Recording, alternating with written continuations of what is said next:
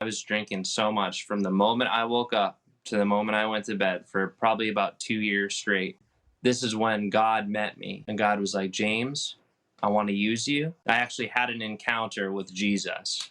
He's like, you have to stop drinking. You have to put all that stuff down. You have to stop smoking. I want to be able to use you. I want you to do music. I know you've been frustrated about doing music and striving for that for years, and it hasn't been successful. Why don't you do it with me? Why don't you do music with me? Why don't you do music for the kingdom of God? And that's when my whole entire life changed. And Wow.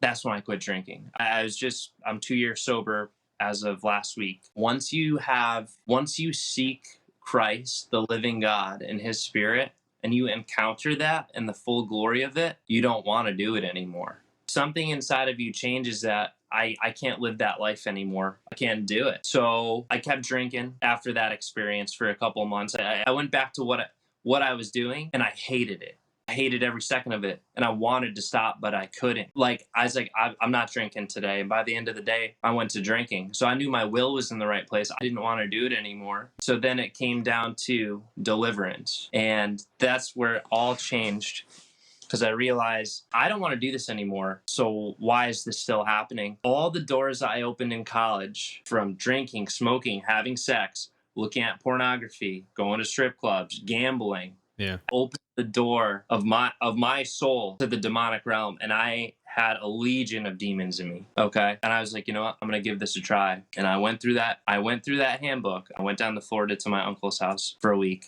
And I went through that handbook on his deck, and literally I'm going through it, and like demons were coming out of my body. Like they were manifesting out of my body, and I was by myself. And right before I prayed, I was like, Jesus, I was like, please be with me during this. I know I'm alone right now. He's like, and I just heard you're not alone.